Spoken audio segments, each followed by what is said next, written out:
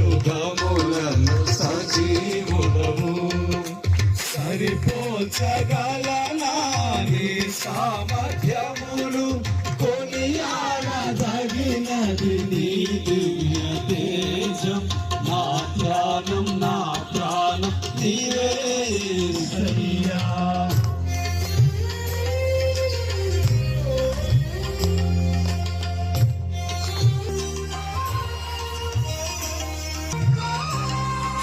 కృపలతో రాజ్యమును స్థిరపరచును